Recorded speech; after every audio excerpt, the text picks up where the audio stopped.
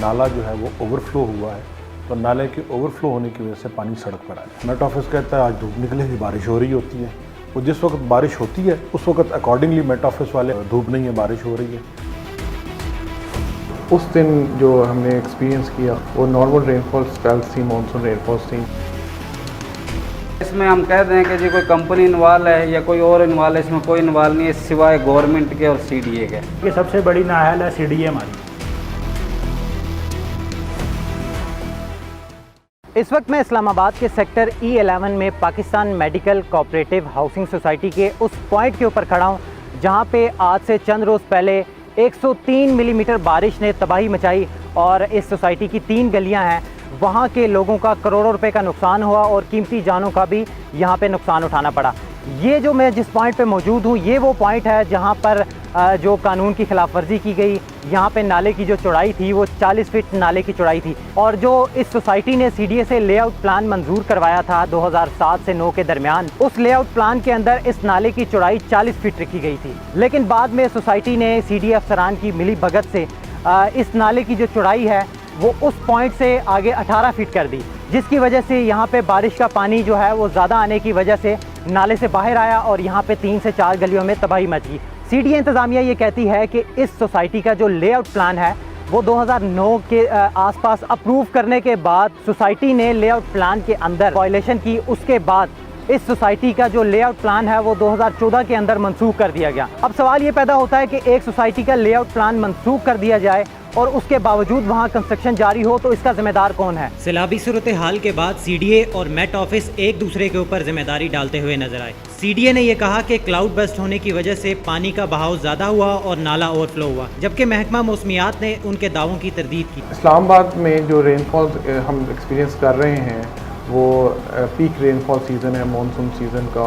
तो उस दिन जो हमने एक्सपीरियंस किया ख़ासतौर पर इस्लामाबाद में, E11 में, कोलरा में, वो नॉर्मल रेनफॉल स्पेल्स थी, मानसून रेनफॉल्स थी, जो कि शॉर्ट पीरियड ऑफ टाइम में जो है वो थोड़ी सी हैवी रेनफॉल जो है वो एक्सपीरियंस की गई थी, जैसे मूसलाधार बारिश कहते हैं। या जो मानसून स्पेल था उसकी मेट ऑफिस में पहले ही फोरकास्ट दी हुई थी कि हम इस ड्यूरिंग द पीरियड जो है वो हैवी रेनफॉल्स जो है वो हम एक्सपीरियंस कर सकते हैं। मेट ऑफिस की तो खबरें अभी भी आपके पास आ रही होंगी, वो बताते हैं कि आज बारिश होती है, धूप निकली होती है। मेट ऑफिस कहता है आज धूप निकलेगी, बारिश हो रही होती है। वो जिस वक्त बारिश होती है उस वक्त अकॉर्डिंगली मेट ऑफिस वाले अपनी स्टेट चेंज करते हैं कि जनाब अब धूप नहीं है, बारिश हो रही है। तो ये अनफॉर्चुनेटली बाहर की जो ममालिक हैं उनमें तो लोगों की ज़िंदगियाँ मेट ऑफिस की प्रोडिक्शन और मेट ऑफिस की फोरकास्ट के ऊपर डिपेंड कर रही होती हैं कि अगर वो मेट ऑफिस की फोरकास्ट के मुताबिक उन्होंने हिफाजती इंतजाम या अपने मैयर्स नहीं लिए होते तो वो उन्हें नुकसान होता है बहुत ज़्यादा। लेकिन यहाँ अनफॉर्चुनेटली हमारे पास शायद अभी वो इक्विपमेंट नहीं है या वो एक्सपर्टीज़ नहीं है कि हम एग्जैक्ट जो है वो प्रेडिक्ट कर सकें कि बारिश होगी या नहीं होगी, होगी तो कितनी होगी। अपरेंटली जो रीज़न नज़र आ रही है वो तो यही लगता है कि नाला जो है वो ओवरफ्लो हुआ है, तो नाले के ओवरफ्लो होने की वजह से पानी सड़क पर आया। जो सोसाइटी के मालिकान हैं वो आपको बेहतर बता सकते हैं क्योंकि सोसाइटी की डेवलपमेंट सारी उन्होंने की है। आपने देखा कि किस तरह सरकारी इदारे जिम्मेदारी एक दूसरे पर डाल रहे हैं, मगर हम जानने की कोशिश करते हैं कि हकीकत में हुआ क्या था और इसका जिम्मेदार कौन है। हम नक्शे के जरिए जानते हैं कि क्या हुआ कि 103 मिलीमीटर बारिश ने इतनी तबाही मचाई, जबकि उसी दिन इस्लामाबाद के दीगर इलाकों में मेट ऑफिस के मुताबिक उससे ज़्यादा बारिश रिकॉर्ड की गई। सेक्टर E11 में कुल 5 हाउसिंग सोसाइटीज़ हैं। 28 जुलाई को आने वाले सैलाबी पानी से पाकिस्तान मेडिकल हाउसिंग सोसाइटी की सिर्फ 2 गलियां मुतासर हुई। ये E11 के मुतासरा इलाके का 2002 का नक्शा है। आप देख सकते हैं कि इसमें मारगला की पहाड़ियों से 3 नाले नजर आ रहे हैं जो आगे जाकर एक पॉइंट पर जमा होते हैं। अब आप देखें कि ये 2008 की तस्वीर है जिसमें सोसाइटी की प्लॉटिंग शुरू हुई। तो उस वक्त सोसाइटी ने सीडीए के लेआउट प्लान के मुताबिक दोनों नालों के रूट में कोई रद्दोबदल नहीं किया। अब ये तीसरी तस्वीर 2010 की है जिसमें सोसाइटी ने नाले के रूट में रद्दोबदल की। इस इलाके के दोनों नालों की चौड़ाई कम की और बाज़ जगह रूट तब्दील करके तामीरात कर दी।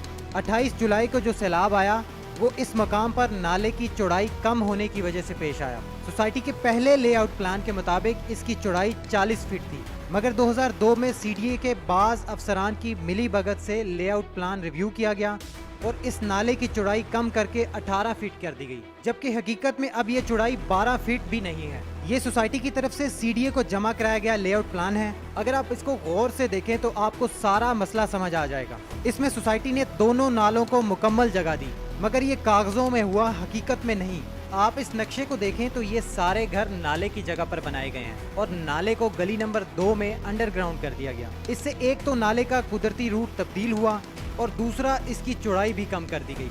दूसरा, सोसाइटी ने जो जुल्म किया वो नाले के कुदरती रूट पर कमर्शियल एरिया बना दिया, जबकि नाले को गली के अंदर से अंडरग्राउंड कर दिया। इस मकाम से पानी ओवरफ्लो हुआ और लोगों का करोड़ों का नुकसान हुआ। इस सारी तबाही के जिम्मेदार एक तो सोसाइटी है, दूसरा सीडीए के उस वक्त के अफसरान है और तीसरा इस्लामाबाद कोऑपरेटिव हाउसिंग सोसाइटी है, जिसने गैर कानूनी तामीरात की निगरानी करनी होती है।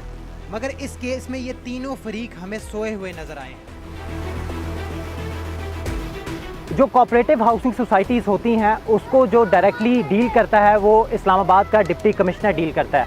सीडीए इंतज़ामिया ने भी इसकी ज़िम्मेदारी लेने से इनकार किया और सीडीए इंतज़ामिया ने ये कहा है कि जो E11 में जो कोऑपरेटिव हाउसिंग सोसाइटी है इसमें सीडीए कोई सर्विसेज प्रोवाइड नहीं करता। सीडीए का काम इन सोसाइटीज़ में सिर्फ और सिर्फ लेआउट प्लान मंजूर करना और एनओसी जारी करना है। सवाल ये है कि यहाँ पे इतना जो नुकसान लोगों का करोड़ों रुपए का हुआ और जो कीमती जानों का नुकसान हुआ उसका जिम्मेदार कौन है?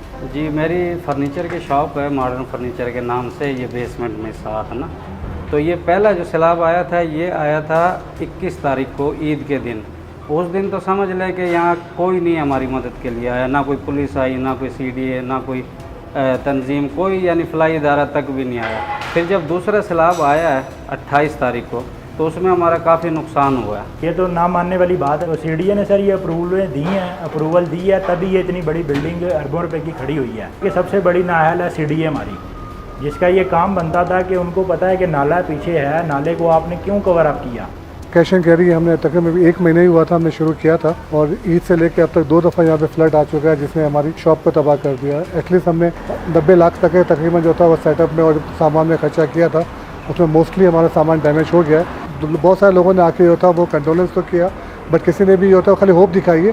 अभी तो कोई आउटपुट कुछ भी नहीं आया उसके अंदर देखा जाए तो। एटलीस्ट गवर्नमेंट लेवल पे या जो सोसाइटीज़ जो यहाँ पे मैनेज कर रही है, जो कि यहाँ पे मेंटेनेंस भी ले रही है और तमाम चीज़ें मैनेज कर रही है, एटलीस्ट उनको इस लेवल पे हमारे पास आके हमें अप्रोच करना चाहिए था और कुछ ना कुछ हमारे लिए सपोर्ट करना चाहिए था। इस्लामाबाद के इस सेक्टर के अंदर सैलाबी सूरत हाल के बाद जो कीमती जानों का नुकसान हुआ, लोगों का करोड़ों रुपए का नुकसान हुआ, उसके चंद रोज़ बाद अब मामूलाते ज़िंदगी बिल्कुल उसी तरह बहाल है। इंतज़ामिया का यहाँ कोई बंदा ऐसा नज़र नहीं आ रहा है जो आइंदा की हिकमत अमली के हवाले से यहाँ पे काम करता हुआ नज़र आए। अब सवाल ये पैदा होता है कि आइंदा अगर इसी तरह की बारिश हुई तो यहाँ पे जो सूरत हाल अभी है, चूँकि यहाँ पर कोई काम नहीं किया जा रहा, तो इस सब का जिम्मेदार आइंदा कौन होगा?